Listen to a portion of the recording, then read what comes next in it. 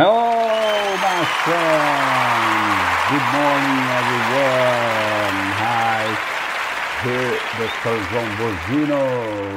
Só uma brincadeira aqui, Dr. João Borzino, mais uma vez, para mais um fantástico podcast, hoje falando sobre medo de avião. Né? Uma coisa extremamente comum, incidente na população, que de um medinho a um medão, né, é o que eu costumo dizer. Quando o cérebro entra em estado de alerta, o famoso fight or flying, ou o que chamamos em português de ataque ou fuga,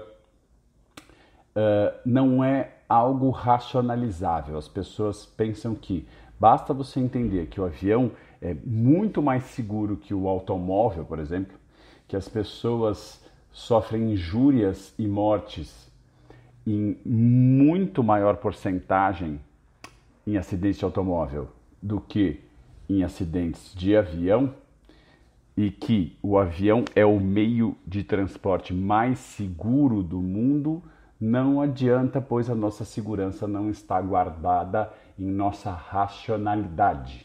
Aliás, a nossa racionalidade não guarda nada, ela apenas processa as coisas, tenta fazer um entendimento daquilo que se sente, na maioria das vezes muito mal feito esse entendimento, pois passa por filtros muito ruins. Mas é natural se ter medo de avião, vamos dizer assim. É bastante compreensível. Veja bem, não estou dizendo que é bom e deve ser perpetuado, estou dizendo que é natural. O ser humano tem centenas de milhares de anos de evolução de um cérebro que não está acostumado com voar. É a mesma coisa que você perguntar para o indivíduo se ele se sente sufocado ou não se sentiria bem mergulhando, né? Ou entrando em um submarino e fazendo uma viagem submersa. Também é estranho. As sensações viscerais provocadas pelo voo, por exemplo, são muito estranhas ao ser humano e ele não tem adaptabilidade a tudo isso. A tecnologia corre muito mais rápido do que a capacidade humana de se adaptar às circunstâncias, de mudar comportamento, de vivenciar aquilo de uma maneira que lhe é normal, de que lhe é costumeira. Então, o ser humano está acostumado a andar, está acostumado a escalar pouco, escalar alturas curtas, né? Está acostumado a cavar, a fazer pequenos buracos, a ter que subir em, perdão, mas eu engasgo às vezes, subir em árvores, né? Ter que pular de galho em galho já não é uma coisa mais comum entre nós, né? Porque, veja bem, já temos a hipótese, que eu já mencionei aqui uma vez, a hipótese que a Lucy, aquele Pithecanthropus afarensis de mais ou menos 3 milhões de anos encontrado na África, morreu por causa de uma fratura de membro inferior. Ou seja, a hipótese é que saímos das árvores na nossa evolução, né? Porque perdemos a habilidade de ficarmos nela. Então, o chão foi o lugar mais acolhedor e mais seguro para o ser humano que estava caindo muito das árvores. Né? Então, é normal se ter medo de altura também. Né? Então, o que se entende é que não adianta você dar as razões para o indivíduo que a segurança ou insegurança dele mora no afetivo dele, no irracional, naquilo que é inato. Então, ter medo de avião é algo que é comum, absolutamente tratável, pode virar absolutamente fóbico, ou seja, o indivíduo tem um medo que ele, só de pensar no avião, ver um avião passando ou qualquer coisa, já faz ele começar a entrar em estado de alerta, ao qual ele entra num estado de ansiedade generalizado, ou até mesmo uma crise paroxística, ou o que chamamos de crise de pânico. Saber que vai voar dali a uma semana, dali a um mês, ou então que trabalha em algum lugar no qual tem que fazer várias viagens durante o mês. Então o indivíduo pode até correr disso e transformar uma coisa fóbica.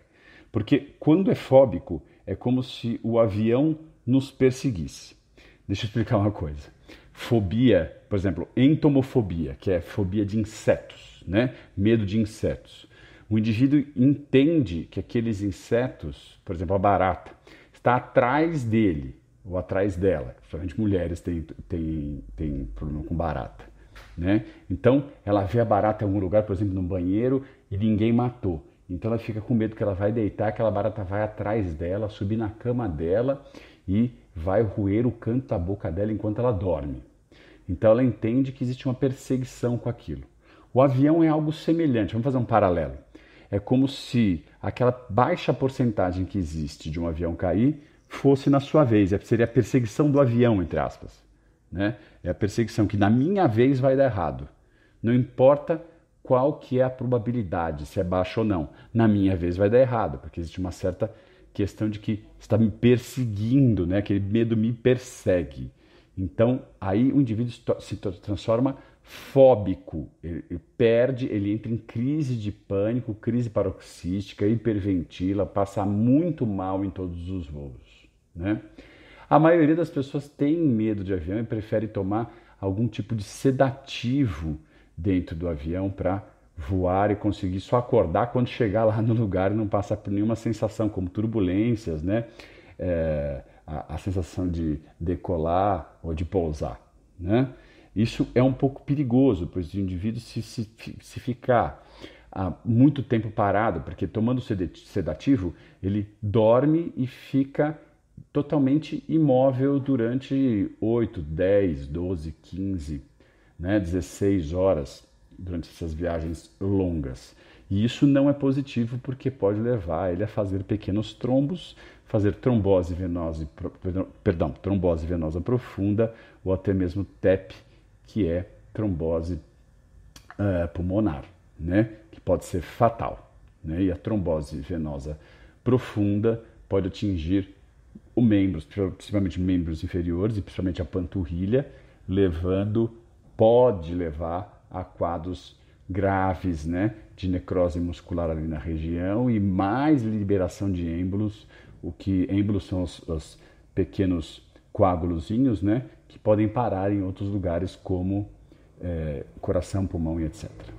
Então é muito importante o uso de meias de média compressão e sempre levantar a cada hora no avião, que seja para ir ao banheiro ou que seja apenas por levantar e andar no corredor, massagear as panturrilhas. E aqueles indivíduos que têm mais propensão a fazer trombos, que controlem junto ao seu cardiologista, sabendo quais são os fatores sanguíneos, né, que propenciam, que o indivíduo está mais propenso a fazer tromboses se ficar muito tempo parado, né? Isso tudo está muito relacionado ao indivíduo que fuma, ao indivíduo que é sedentário, ao indivíduo que tem hereditariedade para isso, tem altos índices de homocisteína, proteína C e outros fatores de coagulação sanguínea que podem levar a essa propensão de caráter familiar, né? Então é muito importante se prevenir e não chumbar durante um voo, porque você precisa de movimento, precisa andar, então tem que se superar. Então eu estou falando para aquelas pessoas que normalmente simplesmente têm um leve medo e desconforto do avião e usam de sedativos, né? Aquele que é fóbico, ele passa mal o tempo todo, ele passa angústia o tempo todo, ele precisa de, muitas vezes, de ajuda e até mesmo o voo mudar de rota para ajudar esse indivíduo, porque fica na dúvida de o que ele está passando mal, se é pânico ou não, e o voo tem que parar no lugar mais próximo para dar assistência médica. Eu já vi isso acontecer e já tenho pacientes pilotos, né, e eles contam essas histórias também, assim como já vi estatísticas sobre isso. Então, muito importante, medo de avião é algo normal porque somos humanos, somos terrestres, somos fixados na terra, assim como medo de altura também é muito normal, né? Assim como medo de descampados, onde a gente não pode se esconder, tudo isso vem de um cérebro que está aí programado pela evolução há centenas de milhares de anos, né? Valeu, gente! Fica aquele abraço e bom voo para os próximos que forem voar. e não chumbem, hein? Nada de ficar tomando remédio para chumbar. E aquele abraço e tchau, tchau, tchau.